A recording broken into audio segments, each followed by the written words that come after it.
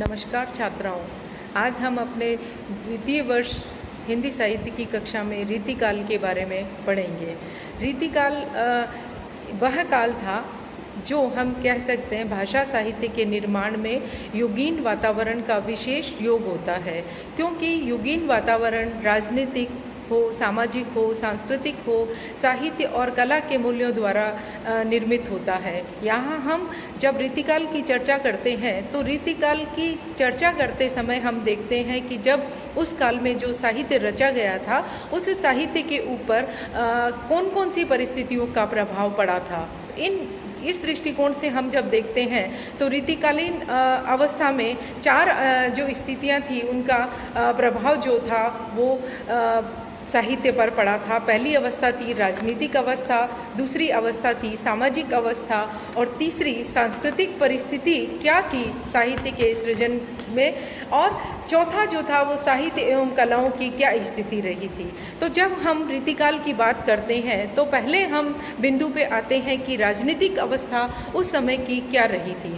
राजनीतिक दृष्टि से यह काल मुगलों के शासन वैभव का चरमोत्कर्ष काल था, अर्थात इस समय मुगल शासन जो था वो अपने उत्कर्ष के समय पर था और उसके बाद यह निरंतर पतन की ओर बढ़ता गया था। देश में सामान्य रूप से तो चूंकि शांति विद्यमान थी, किंतु जैसे ही मुगल शासक शाहजहां बीमार हुए, उनके बीमार होते ही शासन व्यवस्था अव्यवस्थित होने लगी थी और 1658 में सत्ता के लिए संघर्ष होने लगा। दारा शिकोह की औरंगजेब के द्वारा हत्या कर दी गई थी और जैसे ही उसके द्वारा शासन संभाला गया था वैसे ही जागीरदारों, राजाओं और हिंदुओं के धार्मिक उपद्रव प्रारंभ हो गए थे।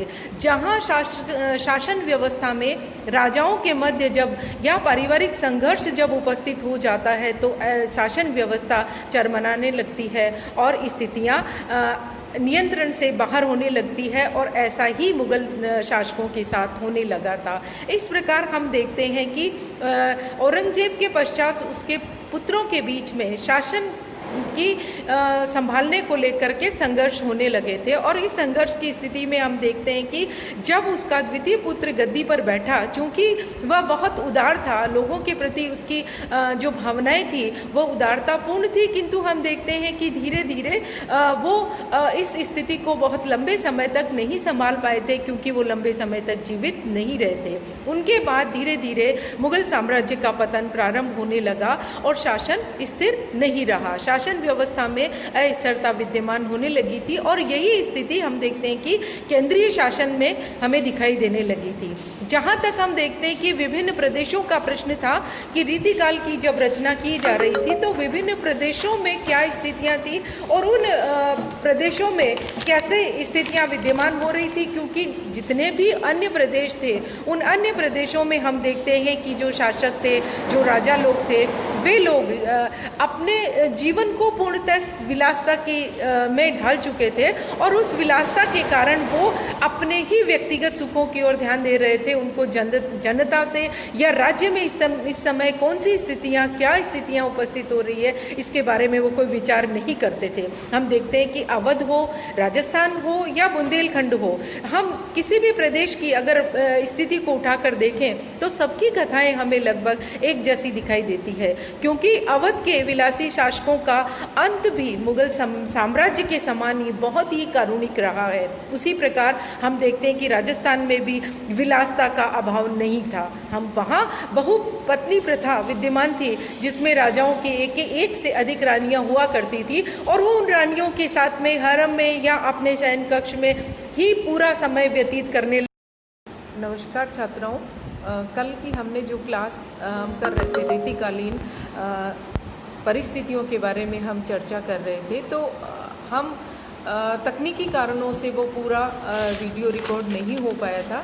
अब मैं आपको, कल हमने राजनीतिक स्थिति के बारे में बात की थी, आज हम बात करेंगे सामाजिक स्थिति के बारे में। सामाजिक दृष्टिकोण से भी इस काल को आदि से अंत तक घोर पतन का युग कहा जा सकता है।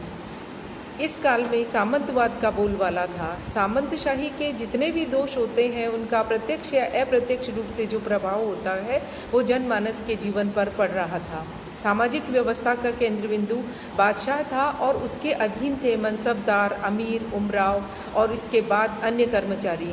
सबका काम अपने से ऊपर के कर्मचारी को प्रसन्न करना था और नीचे वालों को तो वे जैसे अपनी संपत्ति समझा करते थे। इस युग में गरीबों की आर्थिक स्थिति अत्यंत ही शोचनीय थी। शासक एवं संपन्न वर्ग बिना श्रम किए ही संपन्न था। जनसाधारण की चिकित्सा, शिक्षा, संपत्ति, रक्षा आदि का कोई प्रबंध नहीं था, क्योंकि जिस साम्राज्य में जहाँ अधिकारीगण या हम कहें कि शासक या राजा या मनसबदार जब अपने ही स्वार्थ के लिए कार्य करते हैं तो वहाँ जनता के प्रति किसी तरह का कोई उत्तरदायित्व वे पूर्ण नहीं करते हैं। इसलिए हम कहते हैं कि हम कह सकते हैं कि जनसाधारण की चिकित्सा का, शिक्षा का, संपत्ति का, रक्षा का कोई भी प्रबंध नहीं था और ऐसी स्थिति में अगर लोग भाग्यवादी अथवा नैतिक मूल्यों रहित हो रहे थे तो इसमें कोई आश्चर्य की बात नहीं थी।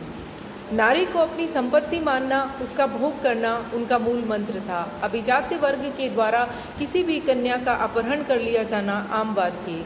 बेगमों और रक्षिताओं के होते हुए भी ये लोग वेश्याओं के यहाँ पर पड़े रहते थे। उनके एक इशारों पर लोगों के भाग्य का निर्णय हो जाता था और अगर किसी शासक के द्वारा, किसी मनसबदार के द्वारा या रजवाड़ों के को चलाने वाले लोगों के द्वारा जब इस तरह के कर्म किए जाते थे तो निश्चित रूप से उसका प्रभाव उनके बच्चों के ऊपर भी पड़ता था। इसलिए तत्कालीन समय के जितने भी राजकुमार थे उन राजकुमारों का काम भी तीतर बटेर पालना, लड़कियों को छेड़ना, यही उनकी दिनचर्या थी और इसी दिनचर्या को लेकर के वे अपना जीवन व्यतीत करते थे, क्योंकि वे अपने से बड़ों को यही कर्म करते हुए देखते थे। तो हम कह सकते हैं कि सामाजिक स्थिति इस काल में उतनी अच्छी नहीं थी। अब हम आगे बढ़ते हैं सांस्कृतिक परिस्थिति की ओर। सामाजिक दशा के समान ही सांस्कृतिक दशा भी शोचनीय थी। अकबर, जहांगीर और शाहजहां की उदारवादी नीति के कारण संतों एवं सूफियों के उपदेशों से हिंदू और मुसलमान के बीच की जो संस्कृतियां थी वो निकट आने लगी थी। लेकिन जैसे ही औरंगजेब ने राज्य संभाला और ये औरंगजेब की कट्टरता के कारण ये सब समाप्त होने लगा था। हिंदी भाषी क्षेत्रों में जिन वैष्णवों संप्रदायों का प्रभाव था उनके पीठाधीश जो थे वे लोभवश राजाओं और अभिजात्य वर्ग को दीक्षा देने लगे थे और इसी दीक्षा के फलस्वरूप मंदिर भी ऐश्वर्य और विलास के अड्डे बन गए थे। यह स्थिति यहाँ तक पहुँच गई कि वे अपने आराध्य राम और कृष्ण की लीलाओं में भी विलासता को खोजने लगे थे। दूसरी ओर इस्लाम धर्म पर इस विलास वैभव का सीधा प्रभाव तो नहीं था, पर रूढ़िवादिता के अत्यधिक बढ़ जाने के कारण ये जीवन की वास्तविकता से धीरे धीरे दूर होने लगा था। जब सामाजिक या सांस्कृतिक स्थितियां बिगड़ने लगती हैं तो साहित्य पर उसका प्रभाव पड़ता है और हम कह सकते हैं कि जो मुस्लिमों में जो रूढ़िवादिता बढ़ती जा रही थी उसका नमाज, रोज़ा आदि का भी आध्यात्मिक जो प्रभाव था वो नहीं पड़ रहा था, जिससे व्यक्ति के संस्कारों में उदारता आती है। इस प्रकार हिंदू और मुसलमान हम कह सकते हैं कि दोनों ही धर्म के मूलभूत सिद्धांतों से दूर हो गए थे। केवल बाह्य आचरण ही धर्म पालन का उद्देश्य रह गया था। अब हम अगले बिंदु की ओर बढ़ते हैं, जो बिंदु है साहित्य और कलाओं की स्थिति। साहित्य और कला की दृष्टि से हम इस काल को पर्याप्त समृद्ध काल कह सकते हैं, क्योंकि इस काल के कवि और कलाकार साधारण वर्ग के हुआ करते थे और उन्हें अपने आश्रयदाता और सम्राटों एवं नवाबों से देशी राजाओं के समान सम्मान मिलता था। जब किसी राज्य में किसी कवि साहित्यकार का सम्मान किया जाने लगता है तो कवि और कलाकार उस सम्मान को प्राप्त करके अपनी कला को और अधिक बढ़ाने का प्रयास करता है, उसे और अधिक उत्कृष्ट रूप में जनता के सामने रखने का प्रयत्न करता है। इसलिए तत्कालीन समय के कवि और कलाकार उचित सम्मान को प्राप्त करके अपने व्यापार को और अधिक बढ़ाने में लगे थे और अपने इस कार्य में प्रोत्साहन को प्राप्त करके वे और आगे बढ़ने लगे थे। इन लोगों ने अपनी कला का गुण और परिमाण दोनों ही दृष्टि से अधिक विकास इस काल में किया था।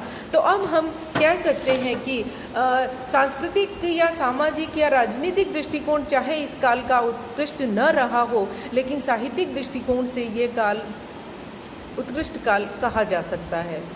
धन्यवाद।